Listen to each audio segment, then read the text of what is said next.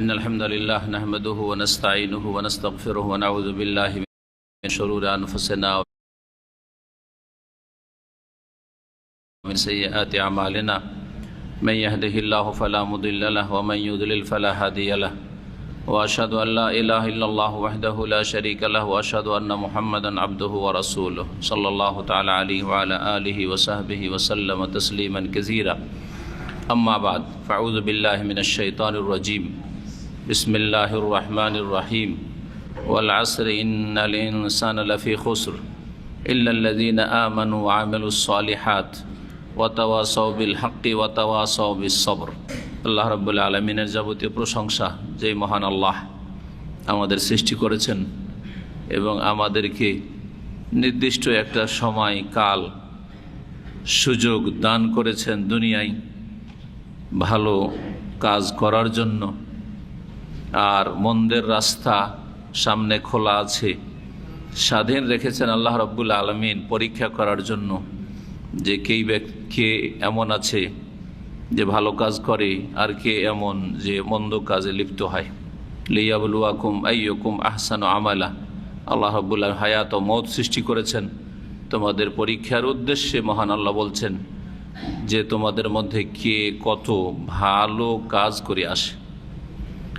এই কর্মজগৎ, এখানে মানুষকে আল্লাহ সৃষ্টি করেছেন যাতে করে মানুষ সার্বিক জীবনে সফলতা লাভ করতে পারে, চিরস্থায়ী জগতে আখিরাতে সম্মানিত হয়।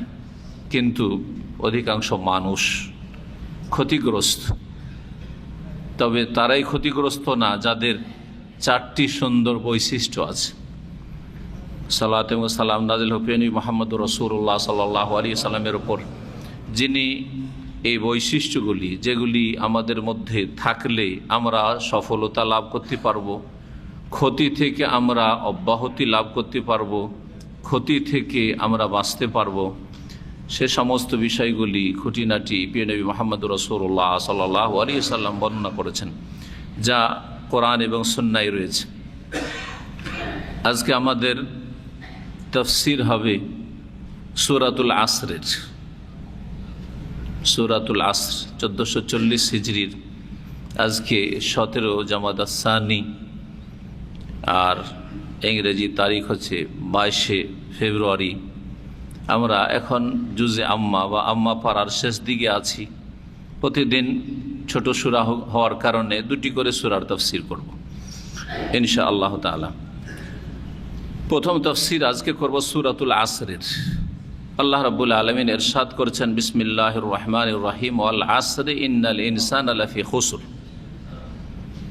এই সূরার নাম হচ্ছে সূরাতু আল আসর। জি, আর এই সূরা হচ্ছে মক্কি সূরা। এই সূরা সবচাইতে ছোট যে সূরা রয়েছে সেই সূরাগুলির একটি, সূরাতুল আসর, সূরাতুল কাউসার। এই সূরাতে মাত্র কয়টি আয়াত রয়েছে? 3টি আয়াত রয়েছে, মাত্র 3টি আয়াত রয়েছে। এই সূরার নামকরণ হয়েছে সূরা আল আসর, প্রথম শব্দ দিয়ে। আল্লাহ রাব্বুল বলছেন ওয়াল আসরে দিয়ে শুরু হয়েছে, এই জন্য এর নাম হচ্ছে সূরা আল আসর। এই সূরা বড় গুরুত্বপূর্ণ সূরা, এত গুরুত্বপূর্ণ যে এই সূরাতে যে বিষয়বস্তুগুলি রয়েছে, এই সমস্ত বিষয়বস্তু হচ্ছে পুরো কোরআনে কারীমের বিষয়বস্তু, পুরো শরীয়তের বিধিবিধানের বিষয়বস্তু। কোরআন এবং হাদিসে এই 4টি বিষয় বর্ণনা করা হয়েছে, যে 4টি বিষয় এই সূরায় রয়েছে। যার ফলে এই সূরা সম্পর্কে তাবরানীতে একটি হাদিস রয়েছে, যে হাদিসটি আব্দুল্লাহ বিন হাফস বর্ণনা করছেন। বলছে, কান রাজুলান মিন আসহাবি রাসূলিল্লাহ সাল্লাল্লাহু আলাইহি ওয়াসাল্লাম ইযা আলতাকায়া লাম ইফতারিকা ইল্লা আলা আন ইয়াকরা আহাদুহুমা আলাল আখিরি সূরাতুল আসর ইলা আখিরিহা। দুইজন সাহাবী ছিলেন রাসূলুল্লাহ সাল্লাল্লাহু আলাইহি ওয়াসাল্লামের। যে দুইজন সাহাবী একে অপরের বন্ধু, ঘনিষ্ঠ বন্ধুত্ব ছিল তাদের। যখনই দেখা সাক্ষাৎ হতো, একের অপরের সাথে যখন দেখা সাক্ষাৎ হতো, অতক্ষণ পর্যন্ত তারা সালাম দেওয়ার পরে, সাক্ষাতের পরে পৃথক হতেন না, আলাদা হতেন না, যতক্ষণ পর্যন্ত একজন আর একজনকে সূরাতুল আসর পাঠ করে না শোনাইত। সূরাতুল আসর পাঠ করে শোনাইতেন। আজকাল যদি সূরাতুল আসর পাঠ করে শোনানো হয় তো আমরা অনারবদের জন্য তো মন্ত্রই হইল। এই তো একটু আগে সূরাতুল আসর তো পড়লাম, হ্যাঁ, বরং তেলাওয়াতকারী তেলাওয়াত করছে, আপনারা গল্পে মেতে আছেন, সুবহানাল্লাহ, বুঝছেন না। যার ফলে ইমান দুর্বল হয়ে যাওয়ার কারণে যাদের মাতৃভাষা আরবি তাদের অবস্থা কাছাকাছি। সূরাতুল আসর যদি পাঠও করা হয় তার সাথে কোনো রকমের তার যে একটা প্রতিক্রিয়া হচ্ছে, তার যে অবস্থার একটা পরিবর্তন ঘটছে, তার মধ্যে একটা ইমানি দিনী চেতনা জাগছে, এমন কিছুই না, মনে হচ্ছে কিছুই না, তার কিছুই না। সুবহানাল্লাহ, ইমান মানুষের যখন দুর্বল হয়ে যায় তখন মানুষ যতই ভালো কথা শোনানো হোক, আল্লাহ রাব্বুল কথা শোনানো হোক, রাসূলুল্লাহ সাল্লাল্লাহু আলাইহি ওয়াসাল্লামের কথা শোনানো হোক, যতই মূল্যবান কথা শোনানো হোক, যতই গুরুত্বপূর্ণ কথা শোনানো হোক, কোনো পরিবর্তন নেই, কোনো পরিবর্তন নেই। এই জন্য একই কথা থেকে অনেকে অনেক বেশি লাভবান হচ্ছে, অনেকে সামান্য লাভবান হচ্ছে, অনেকেই কিছুই লাভ হাসিল করে না, অনেকেই ক্ষতিগ্রস্ত, ভালো কথা শুনেও ক্ষতিগ্রস্ত। ওয়ালা ইয়াজিদু যালিমিনা ইল্লা খাসারা। এই জন্য আল্লাহ কোরআন কারীম সম্পর্কে বলছেন যে কোরআন কারীম তো শেফা এবং রহমত কার জন্য? মুমিনদের জন্য, সত্যিকার ইমানদারদের জন্য। আর জালেমদের কোরআন নাজিল হয়ে বা কোরআন তাদের কাছে আসার পরে তাদের খাসারা বৃদ্ধি পায়। যে খাসারা শব্দটি ওখানে এসছে, ওয়ালা ইয়াজিদু যালিমিনা ইল্লা খাসারা। আর এখানে এসছে ওয়াল আসরি ইন্নাল ইনসানা লাফি খুসরিন। খুসরুনও মাসদার আর খাসারাতুনও মাসদার, দুটি আরবি গ্রামারে মাসদার শব্দ। এখন আমরা এই যে হাদিসটি শোনালাম যে সাহাবা কেরামদের মধ্যে দুইজন সাহাবী ছিলেন যারা একে অপরের সাথে সাক্ষাৎ হলে সূরা আসর পাঠ করে শোনাতেন, একজন শুনতেন আর একজন শোনাতেন। তারপরে সুম্মা ইউসাল্লিমু আহাদুহুম আলাল আখার, তারপরে সালাম দোয়া করতেন, সালাম দোয়া করে বিদায় হয়ে যেতেন। ইমাম শাফি রহমতুল্লাহ আলাইহি চারজন যে প্রসিদ্ধ ফকিহ এবং ইমাম, তার একজন ইমাম শাফি রহমতুল্লাহ আলাইহি। ইমাম শাফি রাহিমাহুল্লাহ এই সূরা সম্পর্কে একটি মন্তব্য করেছেন, যেটি শব্দের পার্থক্যের সাথে ওলামারা উল্লেখ করেছেন তাদের বিভিন্ন কিতাবাদিতে। এখানে উল্লেখ করা হয়েছে তাফসীর ইবনে কাসীর, লাউ তাদাব্বারান নাসু, ইমাম শাফি বলছেন লাউ তাদাব্বারান নাসু হাযিহি সূরাতা লাওয়াসিআতহুম, যদি মানুষ গভীরভাবে চিন্তা করত সূরাতুল আসরের মধ্যে যা রয়েছে তা নিয়ে, সূরাতুল আসরের অর্থ, তার তাৎপর্য, তার তাফসীর নিজ গভীরভাবে তারা চিন্তা করত, গবেষণা করত, গভীরভাবে যদি অধ্যয়ন করত। তাদাব্বর মানে শুধু পড়া নয়, তাদাব্বর মানে শুধু তরজমা তাফসীর পড়া নয়, গভীরভাবে তার ভিতরে ঢোকার চেষ্টা করে আল্লাহ কি বলেছেন এই শব্দগুলিতে, এই কথাগুলিতে কি বলা হয়েছে, যদি গভীরভাবে একটু চিন্তা করে উপলব্ধি করত, বুঝার চেষ্টা করত সূরা আসর, তাহলে তাদের জন্য লাওয়াসিআতহুম সেটাই যথেষ্ট ছিল। গোটা কোরআনে কারীমের 114টি সূরা আর এত বড় বড় সূরা, সূরাতুল বাকারা থেকে শুরু করে সূরাতুল ফাতিহা, তারপর সূরা বাকারা, বড় ছোট সব রকমের সূরা, এত যদি আল্লাহ নাজিল নাই করতেন, এই সূরাটি নাজিল করতেন, তাই তাদের জন্য যথেষ্ট হইতো, তাদের সফলতা লাভের জন্য যথেষ্ট হইত। হ্যাঁ, সর্বনাশ থেকে বাঁচার জন্য, ধ্বংস থেকে, দুর্ভোগ থেকে বাঁচার জন্য, রেহাই পাওয়ার জন্য যথেষ্ট হইতো লাওয়াসিআতহুম। আর অন্য ভাষাতে অন্যান্য তাফসীরকাররা আর উক্তিটি বর্ণনা করেছেন, লাউ মা আনজালাল্লাহু ইল্লা হাযিহিস সূরা, যদি আল্লাহ কোরআনে কারীমে এই সূরাটি ছাড়া আর কোনো সূরাই নাজিল না করতেন, লাকাফাতহুম হুজ্জাতান, তাহলে তাদের উপর আল্লাহর হুজ্জত হিসাবে, দলিল প্রমাণ হিসাবে যথেষ্ট হয়ে যেত। কোনো কিছু নাজিল করেনি, বেশি কথা আল্লাহ বলেননি, আল্লাহর কালাম শুধু সূরাতুল আসরের 3টি আয়াত যদি আল্লাহ নাজিল করতেন আর তারপরে আমাদের হিসাব নিতেন যে কি করে এসছে হিসাব দাও, তো এটা আমাদের ওপর আল্লাহর হুজ্জত দলিল প্রমাণ কায়েম করার জন্য এবং আমাদের ওজর অজুহাতের কোনো অবকাশ না রাখার জন্য যথেষ্ট ছিল, যে কোনো ওজর নেই, যে আল্লাহ বলে দিয়েছেন যে মানুষ ক্ষতিগ্রস্ত, তবে ক্ষতিগ্রস্ত কে নয়, যার মধ্যে এই 4টি গুণ রয়েছে, বৈশিষ্ট্য রয়েছে। এই 4টি গুণ বৈশিষ্ট্য আল্লাহ সংক্ষেপে বর্ণনা করে দেয়। 4টি গুণ বৈশিষ্ট্য এখন তৈরি করো, যা বিস্তারিত বর্ণনা করে দেওয়ার জন্য নবী মুহাম্মদ রাসূলুল্লাহ সাল্লাল্লাহু আলাইহি সাল্লামকে প্রেরণ করা হয়েছে। সুতরাং এই একটি সূরায় যদি নাজিল হইতো তা যথেষ্ট হইতো। জি, যা বিস্তারিতভাবে পুরো কোরআনে কারিমে বর্ণনা করা হয়েছে। কোরআনে কারিমে এই 4টি বিষয় বর্ণনা করা হয়েছে। তাফসীর শেষ করি, তারপরে সময় হলে আমরা বলবো যে এই 4টি বিষয়ই তো কোরআনে কারিমের বিষয়। আল্লাহ বলছেন ওয়াল আসরি, রায়ে কাসরা হয়েছে, জের হয়েছে, কেন? ওয়াও হারফে জার, 17টি যে হারফে জার রয়েছে প্রসিদ্ধ, তার একটি হচ্ছে ওয়াও। ওয়াও মানে কি? এবং ওয়াও যদি আতেফা হয়, কতবার বলে এর আগে বলেছে, ওয়াও যদি হারফে আতফ হয়, হারফে আতফ 10টি, যদি হারফে আতফ হয় ওয়াও, তাহলে তখন এবং এর অর্থ হবে, যেমন আল্লাহু বিমা তা'মালুনা খবীর, আগের কথার সাথে মিলিয়ে আল্লাহ বলছেন এবং আল্লাহ তোমরা যা কিছু করো সে সম্পর্কে সূক্ষ্ম খবর রাখেন। আল্লাহ হয়েছে, এখানে আল্লাহে হয়নি, তো এটা হচ্ছে ওয়াও হারফে আতেফা বা আতিফ, এবং এর অর্থ।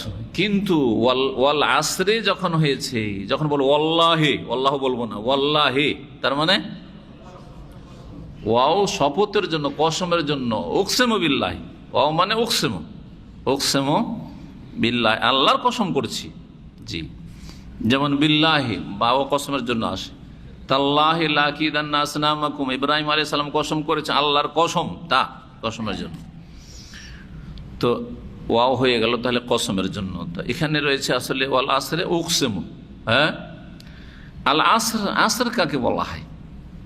আসরের 2টি তাফসীর করা হয়েছে, তার মধ্যে অধিকাংশ মুফাসসিরিনগণ তাফসীর করেছেন আসর মানে যুগ, আসর মানে কাল, আসর মানে সময়।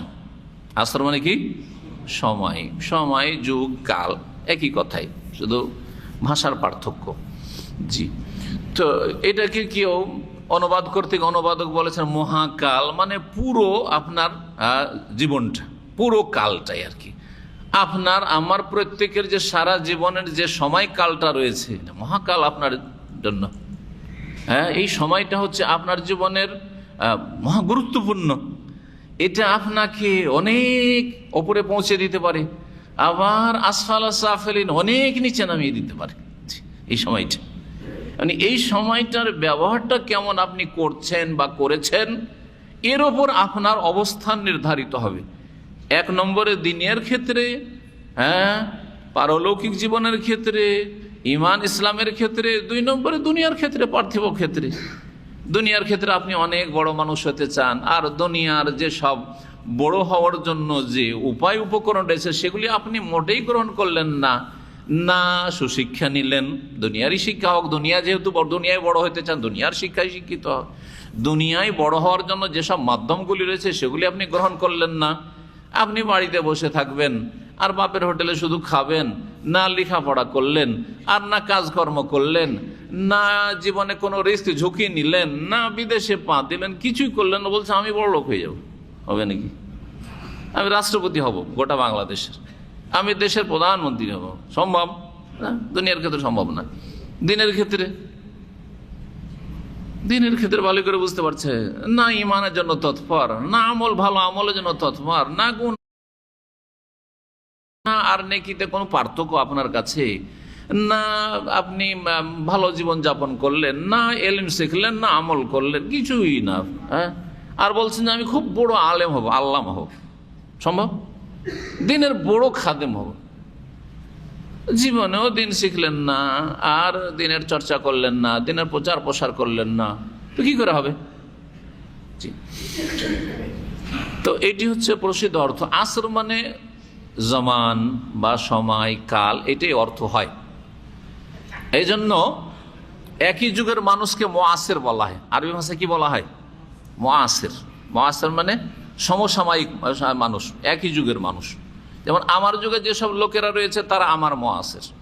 জি হ্যাঁ, ইমাম আবু হানিফা রাহিমাহুল্লাহর যুগে যেসব লোকেরা ছিলেন ইমাম আবু হানিফার মুআসির। হ্যাঁ, ওনার সময়ের মানুষরা যারা, জি ওনার সময়ের আলেম। ইমাম বুখারী রাহিমাহুল্লাহর যুগে যেসব আলেম ওলামা আইম্মায়ে কেরাম ছিলেন তারা ওনার মুআসির। আসর শব্দটি আজকাল সময়ের ক্ষেত্রে, কালের ক্ষেত্রে ব্যবহার করা হয় ব্যাপক হারে, পত্র পত্রিকায় ব্যবহার করা হয়। এই জন্য আমরা যেটা বলি নব্য যুগ বলছি না, হ্যাঁ নতুন যুগের মানুষ আমরা, হ্যাঁ নব্য যুগের মানুষ, হ্যাঁ মডার্ন, হ্যাঁ আপনার এজ যেটাকে বলা হচ্ছে।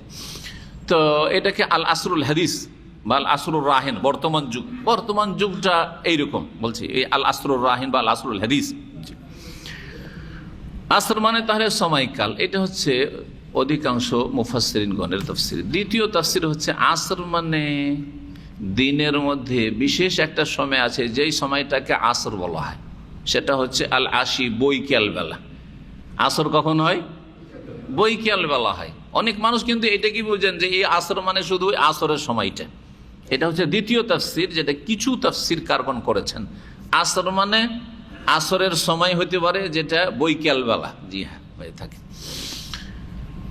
আর কয়েক ঘন্টা যেটা সময়কাল হচ্ছে প্রতিদিন কয়েক ঘন্টা আসে, জি হ্যাঁ সেটা হচ্ছে আসরের সময়। ধরেন আজকাল আসর শুরু হচ্ছে কখন, ধরেন 3টে ধরলাম, 3টে থেকে 5টা পর্যন্ত এই সময়টা হচ্ছে আসর, তাই আসরের সময়, তাই না? মোটামুটি ধরে নিলাম যে আসরের সময়, সেটা প্রথম সময়, শেষ সময়, মাঝামাঝি সময়, আসরের সময়। এটা সময়ের দিক থেকে হলো।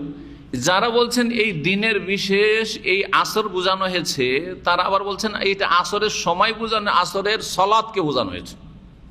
তাহলে এটা তৃতীয় তাফসীর করা যেতে পারে, বলা যেতে পারে যে ওয়াল আসরে মানে তাহলে আল্লাহ কিসের শপথ করছেন? আসরের সলাত, নামাজের কসম, অথবা প্রতিদিন যে আসরের সময় হয় এই সময়টার কসম, বৈকালবেলা আসরের সময়ের কসম। আর প্রথম তাফসীর হলো আসর মানে মহাকালের শপথ, যুগের শপথ, সময়ের শপথ, যে কোনো সময়ের শপথ। হ্যাঁ, আসর যুগের শপথ, কালের শপথ, এটা হলো কসম। তাহলে কসমের জাযা বা জবাব কি জন্য আল্লাহ কসম করেছেন?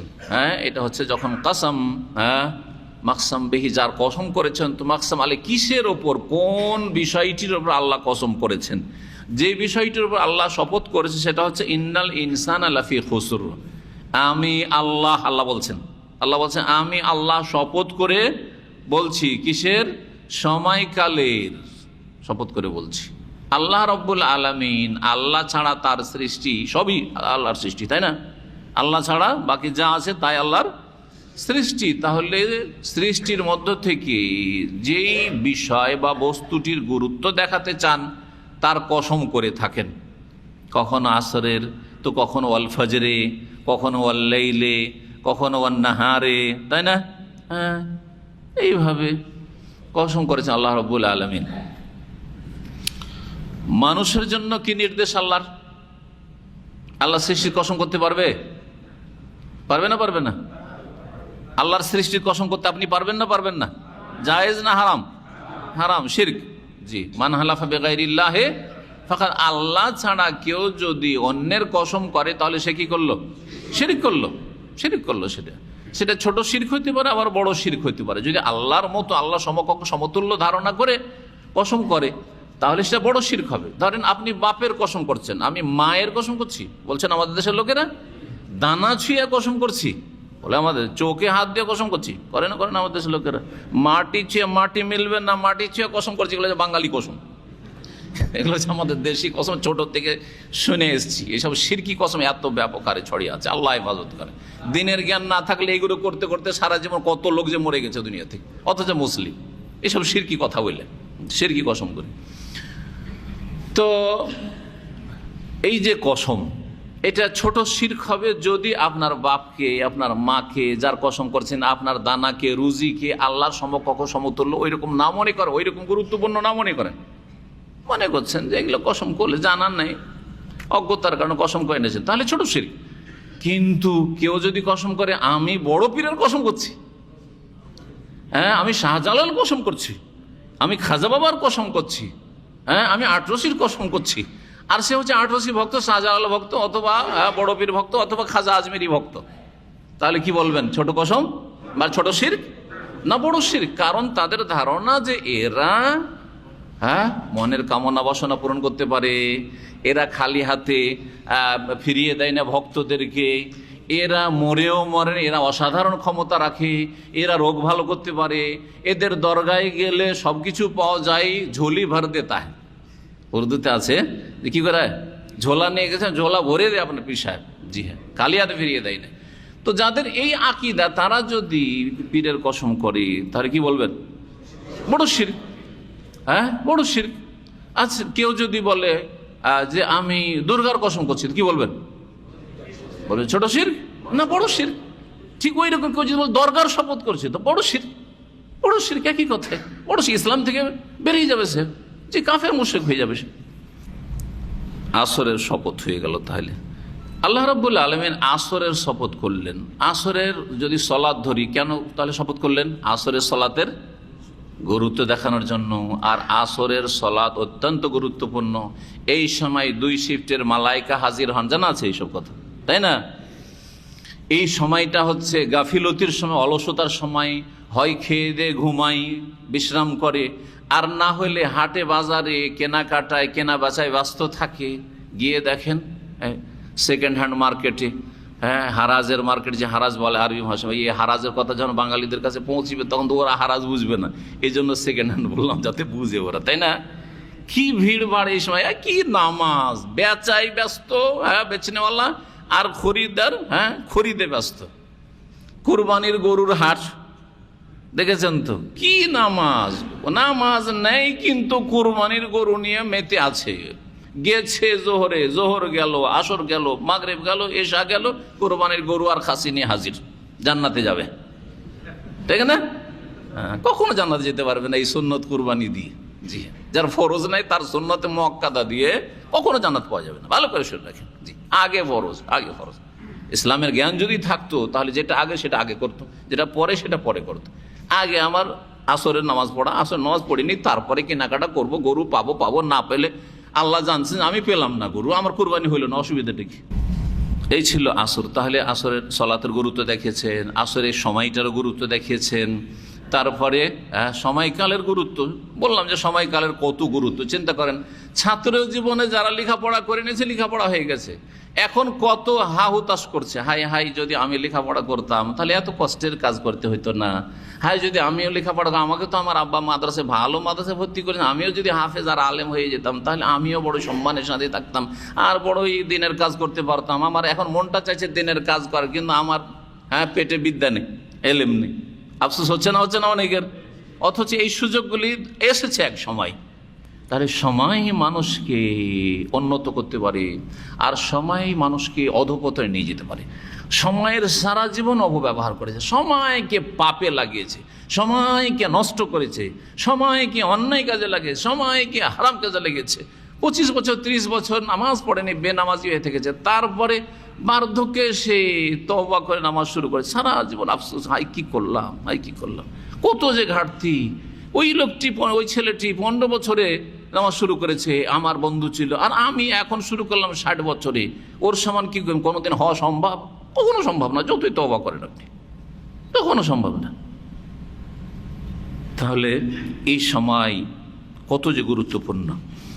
ইন্নাল ইনসানা লাফি খুসর, এটা হচ্ছে কসমের জবাব, অর্থাৎ শুনে রাখো। এই বিষয়টিকে শক্ত করে বর্ণনা করে আল্লাহ বলছেন, নিশ্চয়ই মানুষ লাফি খুসরিন, ক্ষতিতে, সর্বনাশে, লোকসানে, যাই বলবেন, খুসর, ক্ষতিতে নিপতিত, ক্ষতিতে নিমজ্জিত। জি হ্যাঁ, ক্ষতিতে ডুবে আছে। সহজ ভাষায় মানুষ কিসে ডুবে আছে? ক্ষতিতে ডুবে আছে। ক্ষতি আর ক্ষতি, ক্ষতি ছাড়া লাভ মানুষের নেই বললেই চলে। ইন্নাল ইনসানা লাফি খুসর, এই ইনসান বলতে সব মানুষকে বোঝানো হয়েছে নাকি কিছু মানুষকে বোঝানো হয়েছে? কে বলছে যে কিছু মানুষকে বোঝানো হয়েছে? ওরা হাত তুলুক। আছে নাকি? কিছু মানুষকে বোঝানো হয়েছে। তাহলে কিছু মানুষ ক্ষতিতে আছে, যদি এটাই অর্থ হয় তাহলে ইল্লাল্লাযিনা আমানু কেন বলবেন? তবে ওরা, তাহলে বোঝা গেল এখানে ইন্নাল ইনসানা বলে উদ্দেশ্য কি? নিশ্চয় সমস্ত মানুষ ক্ষতিতে নিমজ্জিত, সমস্ত মানুষ ক্ষতিতে ডুবে আছে, ক্ষতির পথে, সর্বনাশের পথে। ইন্নাল ইনসানা লাফি খুসর। জি, ইনসান, তাহলে আল ইনসান আলিফ লাম আরবি গ্রামার যারা বুঝেন প্রাথমিক বলে দিই, ইস্তেগরাক মানে হচ্ছে সমস্ত, যেমন আলহামদ মানে সমস্ত প্রশংসা। তা আল ইনসান যদি ইস্তেগরাক বলি সমস্ত মানুষ, অথবা আরেকটা হচ্ছে জিন্সের জন্য, অর্থাৎ মানুষ হিসাবে যে কোনো মানুষ, এটাও হইতে পারে যে কোনো মানুষ, মানুষ মাত্রেই। এই জন্য আমরা তর্জমা করি কি, সব মানুষ না বললেও চলে, মানুষ মাত্রেই ক্ষতিগ্রস্ত, মানুষ মাত্রেই ক্ষতিতে নিমজ্জিত। তাহলে এটা হচ্ছে আলিফ লাম জিন্সের জন্য। ইন্নাল ইনসানা লাফি খুসর। যদি বলতেন ইন্নাল ইনসানা খাসির, মানুষ হচ্ছে ক্ষতিগ্রস্ত আর মানুষ ক্ষতিগ্রস্ততে নিপতিত, দুটোতে পার্থক্য আছে না নেই? বাংলা ভাষায় বলে দিলাম, আরবিতে যদি বলতে ইন্নাল ইনসানা লা খাসির, আর বলছে ইন্নাল ইনসান লাফি খুসর, দুটোতে পার্থক্য আছে না নেই? বাংলায় পার্থক্য করেন, মানুষ ক্ষতিগ্রস্ত একটা কথা, আর একটা হচ্ছে মানুষ ক্ষতিগ্রস্ততে নিপতিত, ডুবে আছে। কোনটা বেশি শক্ত ভাষা? দ্বিতীয়টা, যেটাতে মানুষ ক্ষতিতে ডুবে আছে। জি হ্যাঁ, মাসদার স্থায়িত্বের অর্থ দেয়। মাসদার যখন খুসর, স্থায়িত্ব, মানুষ সব সময় ক্ষতিতে ডুবে আছে। আর এটা হচ্ছে মানুষ খাসের ইসিম ফাইল, মানে হয় অতীতে ক্ষতিগ্রস্ত, নাই বর্তমানে ক্ষতিগ্রস্ত, অথবা ভবিষ্যতে ক্ষতিগ্রস্ত। তাহলে সবকালে নাও হইতে পারে, সবকালে নাও হইতে পারে। এ হচ্ছে পার্থক্য।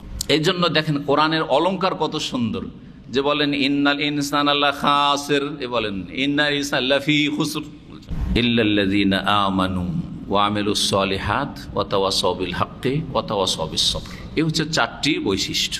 জি হ্যাঁ, ইসলাম সম্পর্কে কেউ যদি আপনার কাছে জানতে চায় সহজ ভাষায় বলবেন, সূরা আসর বলে দেন, কিচ্ছু বলা দরকার নাই। এই চারটি বৈশিষ্ট্য আপনি নিজের মধ্যে তৈরি করুন, আপনি একজন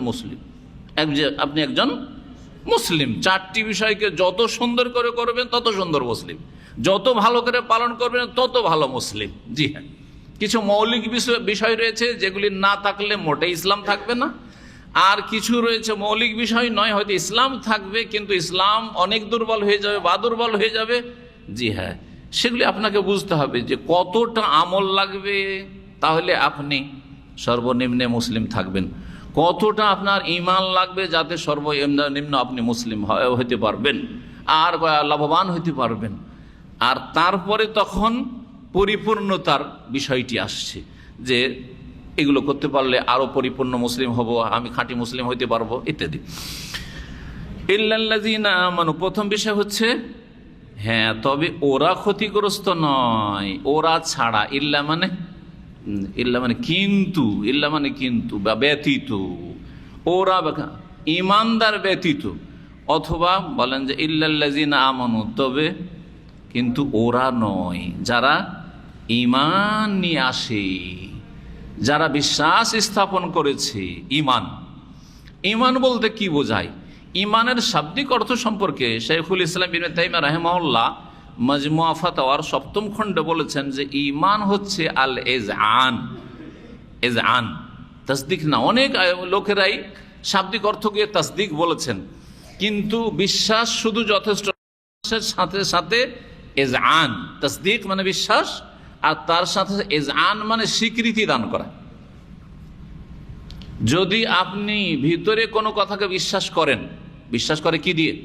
অন্তর দিয়ে বিশ্বাস করছেন, কিন্তু আপনি স্বীকৃতি দিচ্ছেন না, আপনি বলছেন না না না না, ওটাকে আপনি স্বীকার করছেন না, তাহলে আপনি ঈমানদার হলেন না। তো ঈমানের শাব্দিক অর্থ হচ্ছে বিশ্বাসের সাথে সাথে কি করা?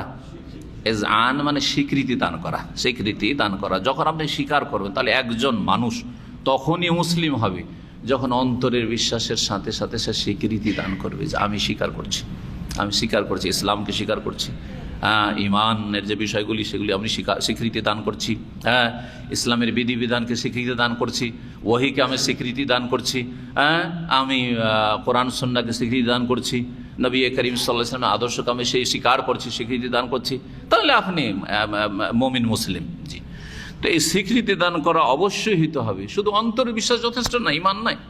অন্তরে বিশ্বাস আছে, বহু লোকের অন্তরে বিশ্বাস আছে, কিন্তু স্বীকৃতি দান করে না। ইসলাম কিন্তু খুব ভালো ধর্ম। ইসলামের প্রশংসা অমুসলিমদের কাছ থেকে শোনেন না? যুগে যুগে অমুসলিমরা প্রশংসা করেছে ইসলামের, তো বলবেন যে তার মধ্যে ইমান ছিল নাকি? না, স্বীকৃতি ছিল না, যে স্বীকৃতি ছিল না, সুতরাং সেটা ইমান নয়। তার অন্তরে বিশ্বাস থাকলেও সেটা যেহেতু স্বীকৃতি হয়নি, সেই জন্য সেটা ইমান নয়। এ তো আবিধানিক বা শাব্দিক অর্থ হইল, কিন্তু পারিভাষিক অর্থ তিনটি বিষয়ের সমষ্টির নাম ইমান। তিনটি বিষয়ের সমষ্টির, আত-তাসদীক বিল জানান বা তাসদীক বিল কলব, হৃদয় অন্তর থেকে বিশ্বাস স্থাপন করা। প্রথম অন্তরে বিশ্বাস করতে হবে। কি বিশ্বাস করবেন? যা মহান আল্লাহ এবং তার প্রিয় রাসূল সাল্লাল্লাহু আলাইহি ওয়াসাল্লাম বিশ্বাস করতে বলেছেন, যা বিশ্বাস করতে বলেছেন তা বিশ্বাস করবেন। যা বিশ্বাস করতে বলেননি বিনা দলিলে বিশ্বাস করবেন না। আর যা আল্লাহ এবং তার রাসূল বিশ্বাস করতে বলেছেন সেই ক্ষেত্রে কোনো রকমের দ্বিধা করবেন না, কোনো ঘাটতি করবেন না। কম নয় বিশ্বাসের ক্ষেত্রে, আর বেশিও নয়। কারণ বেদাতিরা অনেক উদ্ভট কথাই বিশ্বাস করে, তাই না? সেটা ঈমান নয়। জি হ্যাঁ, এইরকমই যারা মুনাফিক অথবা যারা হচ্ছে নাস্তিক, যারা বেদিন, তারা অনেক কিছু ইসলামে বিশ্বাস করে না। আমি জিনকে বিশ্বাস করি না, বলেন অনেক। হ্যাঁ, আমি শয়তান বিশ্বাস করি না। তাহলে কোরআন বিশ্বাস করলো না সে? সূরা জিন একটা সূরাই আছে। মালাইকা বিশ্বাস করি না, বিশ্বাসী কাফের তাহলে। জি হ্যাঁ, কবর আযাব বিশ্বাস করি না, গেল সব শেষ, একটাও অবিশ্বাস করলেই হলো। আবার বিদাতি বলছে ওলি আউলিয়ারা অসাধারণ ক্ষমতা রাখে, এটাও বিশ্বাস করে। হ্যাঁ, বাবার কাছে গেলে সবকিছুই পাওয়া যায়, বিশ্বাস করে। কুফরি বিশ্বাস, শিরকি বিশ্বাস। তাহলে বিশ্বাসে বাড়ানো যাবে না, কমানো যাবে না, যা ওহীতে আছে তাই বিশ্বাস করতে। ইল্লাল্লাযীনা আমানু, যখন ঈমানের কথা আসবে অন্তরের বিশ্বাস এক। 2 নম্বর হচ্ছে অল ইকরারু বিল লিসান, জবান দ্বারা ইকরার অঙ্গীকার করা, আশহাদু আল্লা ইলাহা ইল্লাল্লাহ ওয়া আশহাদু আন্না মুহাম্মাদান রাসূলুল্লাহ। অন্তরে বিশ্বাস করার পরে এই শাহাদাতের কি করবে? ইকরার করবে। ওয়া আমালুন বিল জাওয়ারিহ, হ্যাঁ কি আমাল বিল আরকান, অঙ্গ প্রত্যঙ্গ দিয়ে আমল করতে হবে। গোটা শরীরকে লাগাইতে হবে সালাতে, 5 ওয়াক্ত সালাতে। হ্যাঁ, তারপরে দৈহিক ইবাদত হচ্ছে সিয়াম, রোজা। দৈহিক এবং আর্থিক ইবাদত হচ্ছে হজ, ওমরা। হ্যাঁ, দেহকে পরিশ্রম করা লাগে, অর্থ খরচ হয়। যাকাত হচ্ছে আর্থিক ইবাদত। এগুলি হচ্ছে অঙ্গ প্রত্যঙ্গ দিয়ে কি করা? আমল করা। অঙ্গ প্রত্যঙ্গকে আল্লাহ সন্তুষ্টির কাজে, তাআত নেকির কাজে লাগাইতে হবে। এবং ইজতিনাবুল মুহাররামাত, হারাম নাজায়েজ কাজ থেকে অঙ্গ প্রত্যঙ্গকে বাঁচাইতে হবে। জি হ্যাঁ, এটা হচ্ছে তৃতীয় স্টেজ। তাহলে ঈমানের প্রথম হচ্ছে আত-তাসদীক বিল জানান, তারপরে ওয়াল ইকরার বিল লিসান, ওয়াল আমালু বিল আরকান। ভালো করে মনে রাখবেন এই তিনটি বিষয়। আরবিতে জরুরি নয়, মন্ত্রের মতো, যদি মনে রাখেন তো ভালো, আর না হলে বাংলাতে অবশ্যই মনে রাখতে হবে। এই তিনটির সমষ্টির নাম হচ্ছে শরীয়তের পরিভাষায় ঈমান। তাহলে সে হচ্ছে মুমিন। ঈমান যখন বলবো তো ঈমানের রুকুন আছে, খুঁটি বা স্তম্ভ আছে কয়টি? 6টি। সেটাও ঠিক থাকতে হবে আপনার। হ্যাঁ, ঈমান বিল্লাহ, আর আল্লাহর প্রতি ঈমান কেমন করে পুরা হয়? শুধু আল্লাহ আছেন এই কথা যথেষ্ট নয়। আল্লাহর তৌহিদ, হ্যাঁ, আল্লাহর অস্তিত্ব বিশ্বাসের পরে আল্লাহর তৌহিদ একত্ব, তৌহিদে রুবুবিয়্যাহ, তৌহিদুল উলুহিয়্যাহ, তৌহিদুল আসমা ওয়া সিফাত। হ্যাঁ, আল্লাহর প্রতি ঈমান, এই 4টি বিষয়ের নাম হচ্ছে ঈমান বিল্লাহ। তারপর অমালায়েকাতি, ফেরেশতাগণকে বিশ্বাস করা, যেইভাবে কোরআনে বা হাদিসে ফেরেশতা মালায়েকার কথা বলা হয়েছে। এমন ফেরেশতার নাম বলবেন না যেটা কোরআন হাদিসে নেই। যেমন আমাদের দেশের আলেম সমাজ আজরাইল, আজরাইল আছে কোরআন হাদিসে নেই, সুতরাং আজরাইল বলতে যাবেন না। আবার নাম আছে জিবরাইল, মিকাইল, ইসরাফিল, আপনি সেগুলো অস্বীকার করবেন না। নাম ধরে যতটা জানা আছে নাম ধরে, নাম জানা নেই অসংখ্য মালাইকা আছে আল্লাহর, মালাইকাতে, এবং বিভিন্ন কাজে লাগানো আছে তাদেরকে। তাদের সম্পর্কে কোরআন হাদিসে যতটা গুণাবলী বর্ণনা করা হয়েছে তা আমরা বিশ্বাস করি, যা বলা হয়নি জানি না। তারপরে ওয়াকুতুবিহি আমানতু বিল্লাহি ওয়া মালাইকাতিহি ওয়াকুতুবিহি, আল্লাহর আসমানি কিতাব সমূহের প্রতি বিশ্বাস, যেগুলি আসমানি কিতাব ছিল। তবে শেষ কিতাব আল কোরআনুল কারীম সেটি হচ্ছে সুরক্ষিত, বাকিগুলো অরক্ষিত, সেগুলিতে বিকৃতি ঘটে গেছে বা সেগুলি বিকৃত হয়ে গেছে, হ্যাঁ, এবং সেগুলি রহিত হয়েছে, সেগুলো বিকৃত, তার সাথে সাথে রহিতকৃত, মনসুখ করে দেওয়া হয়েছে। কোরআনের সবগুলি বিধানের বাস্তবায়ন করতে হবে, এটা হচ্ছে কোরআনের প্রতি ইমান, কিতাবের প্রতি ইমান অন্তর্ভুক্ত। আর আগের কিতাবগুলি আল্লাহর আসমানি কিতাব ছিল, এতটা বিশ্বাস যথেষ্ট। ও কুতুবিহি ও রসুলি, রসুলগণ সব রসুলকে বিশ্বাস করতে হবে রসুল হিসাবে, লা নুফাররিকু বাইনা আহাদিন মির রাসূল। তবে শেষ রাসূল মুহাম্মদ সাল্লাল্লাহু আলাইহি ওয়াসাল্লামের নিয়ে আসা আদর্শ জীবনের প্রতিটি ক্ষেত্রে বাস্তবায়ন করতে, পালন করতে হবে। জি হ্যাঁ, এটা হচ্ছে বিস্তারিত ডিটেলস নবীর প্রতি বিশ্বাস। তারপরে 5 নম্বরে ওয়াল ইয়াউমিল আখির, পরকালের প্রতি বিশ্বাস। মরণ থেকে শুরু করে জান্নাত জাহান্নাম যাওয়া পর্যন্ত যা কিছু কোরআনে বা হাদিসে বর্ণনা করা হয়েছে, যতগুলি স্তরে সবগুলি বিশ্বাস করতে হবে, যা যেইভাবে কোরআন এবং হাদিসে বলা হয়েছে। যা নেই তা বিশ্বাস করবেন না। তারপরে ওয়াল কাদরি খাইরি ওয়া শাররি, ভালো মন্দ তকদির, কখনো ভালো অবস্থা হয় ভাগ্যের, কখনো মন্দ হয়। তকদিরে 4টি স্তর রয়েছে, সেগুলি বিস্তারিত জানেন আর না জানেন, যদি নাও জানেন হয়তো মাফ হইতে পারে, জানা অনেক সময় জানে না, কিন্তু সে প্রাকৃতিকভাবে সে ইসলামের ওপর আছে। আল্লাহ যা তকদির সম্পর্কে বলেছে আমি বিশ্বাস করি, যথেষ্ট নয়? রাসূল সাল্লাল্লাহু আলাইহি ওয়াসাল্লাম তকদির সম্পর্কে যা বলেছে আমি বিশ্বাস করি, আমি অত বুঝি না। তা আপনি কি দায়িত্ব চাপাবেন একজন 80 বছরের বুড়ো মানুষের ওপর যে তোমাকে এখন সবগুলি শিখতে হবে, তকদির স্তর শিখতে হবে? হ্যাঁ, কিন্তু ইমানে পার্থক্য আছে। একজন তকদিরের স্তর জানে আর তার দলিল জানে, জানার পরে বিশ্বাস করে। আর একজন মোটামুটি জানে, বিশ্বাস করে। আর একজন কিছু জানে না, এতটুকু জানে যে আমি আল্লাহ এবং রসুল যা বলেছেন বিশ্বাস করি, মুমিন সে, মুসলিম, বিশ্বাসী। ইল্লাল্লাযীনা আমানু, এমন ইমান হইতে হবে যেই ইমানে শিরিক না থাকে। আজকাল তো আমাদের দেশের কবর মাজার পূজাও করছে আর ইমানের দাবিদার, তো ইমান ঠিক আছে নাকি? না, ইমান কাজে লাগবে না, শিরক মুক্ত ইমান হইতে হবে।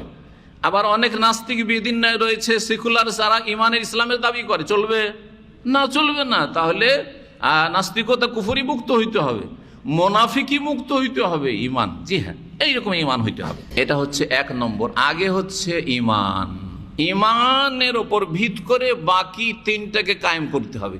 ইমান যদি না থাকে, যে ইমান বললাম, আর ইমানে যদি গলত থাকে, ভেজাল থাকে, আর বাকিগুলো ঠিক থাকে, কোনো কাজে আসবে না। 2 নম্বরে ক্ষতি থেকে মুক্তি লাভের উপায় হচ্ছে ওয়ামেলুস সলেহাত, আর যারা ভালো কাজগুলি করে, সলেহাত সলেহনের বহুবচন বা সলেহাতনের বহুবচন, তাহলে বোঝা গেল 1টা 2টা ভালো কাজ চলবে না।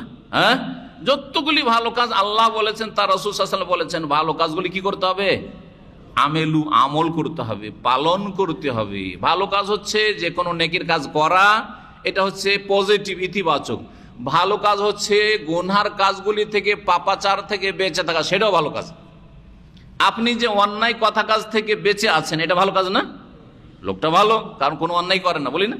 তাহলে নেগেটিভ ভালো কাজও আছে আর পজিটিভ ভালো কাজ আছে, দুটোই লাগবে। জি হ্যাঁ, এই দুটোর মাধ্যমে আল্লামা সাদি, মানে শেখ সাদি না, সৌদি আরবের শেখ ইবনে উসাইম রাহিমাহুল্লাহর ওস্তাদ ছিলেন, আব্দুর রহমান নাসির আস-সাদি, বড় মুফাসসির, বড় আলেম, ফকিহ ছিলেন। তো তিনি তার একটি তাফসির করেছেন, তাফসির আস-সাদি। তো এই তাফসিরে তিনি বলেছেন যে এই 4টি বৈশিষ্ট্যের 2টির মাধ্যমে ব্যক্তি জীবনের সংশোধন হয়। 2টির মাধ্যমে কি হয়? ব্যক্তি জীবনের সংশোধন। ঈমান এবং আমলের মাধ্যমে কি হয়? প্রত্যেকের ব্যক্তি জীবনের সংশোধন হয়। আর তৃতীয় আর চতুর্থ যে বৈশিষ্ট্য রয়েছে, 3 নম্বর 4 নম্বর, এই 2টির মাধ্যমে অন্যের সংশোধন সংস্কার হয়। তাহলে একা শুধু সংশোধিত হইলে হবে না, নিজে সংশোধন করতে হবে, নিজে ভালো মানুষ হইতে হবে, আর তারপরে নিজের আশেপাশে যারা আছে, নিজের সাথে সংশ্লিষ্ট যারা আছে, পরিবার পরিজন, আত্মীয় স্বজন, ভাষাভাষী, এলাকাবাসী, দেশবাসী, তাদের ক্ষেত্রে যথাসাধ্য আপনাকে এই ভালো কাজগুলি করতে হবে। সেগুলি হচ্ছে ওয়াতাওয়াসাউ বিল হাক্কি ওয়াতাওয়াসাউ বিস সবরি। এই 2টি কাজ। তাহলে 3 নম্বরে আসি এখন, ওয়াতাওয়াসাউ বিল হক। আর তারা, তাওয়াসা মানে কি? তাওয়াসা ইয়াতাওয়াসা বাবে তাফাউল থেকে, এর মানে হচ্ছে ওয়াও সদিয়া থেকে, ওসিয়ত শব্দ থেকে এই সেগাটি, এর অর্থ হচ্ছে একজন অপরজনকে উপদেশ দেওয়া। ওসিয়ত মানে নসিহত, ওসিয়ত মানে এখানে উপদেশ। আর উপদেশ যখন পরস্পরকে দেয়, আপনি আমাকে উপদেশ দিচ্ছেন, আমি আপনাকে উপদেশ দিচ্ছি, হ্যাঁ, বা আপনি আমার কাছ থেকে উপদেশ নিয়েছেন, আপনি গিয়ে আরেকজনকে উপদেশ দিচ্ছেন। আপনি আমার কাছ থেকে উপদেশ নিলেন, আর আপনি গিয়ে আপনার স্ত্রীকে, আপনার ছেলে মেয়েকে উপদেশ দিচ্ছেন, আপনি গিয়ে আপনার রুমমেটদেরকে উপদেশ দিচ্ছেন, আপনি আপনার জাতিকে, গ্রামবাসীকে উপদেশ দিচ্ছেন। এটা হচ্ছে তাওয়াসি। জি, একে অপরকে উপদেশ প্রদান করা। তাহলে জি হ্যাঁ, উপদেশ দিতে হবে, একজন অপরজনকে উপদেশ দেবে। এটি হচ্ছে তৃতীয় বৈশিষ্ট্য। কিসের উপদেশ? হ্যাঁ, বিল হাক্কে, হকের, সত্যের। হক মানে সত্য, হক মানে সত্য, হক মানে বাস্তব। জি, হক হাজা হাক্কুন, বাস্তব। জি হ্যাঁ, তো সত্যটাই বাস্তব আর মিথ্যাটা হচ্ছে অবাস্তব। জি, তো হকের একজন অপরজনকে উপদেশ দেবে। এই হকটা কি সংক্ষেপে বলে দিই আগে।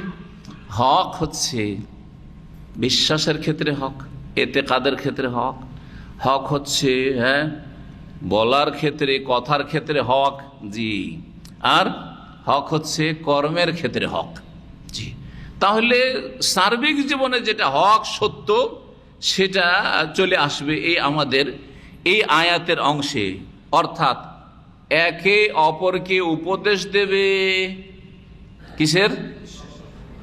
সত্যকে বিশ্বাস করার, হ্যাঁ, সহি আকীদার, আর সত্য কথা বলার, আর সত্য কথা অনুযায়ী কাজ করার, আমল করার।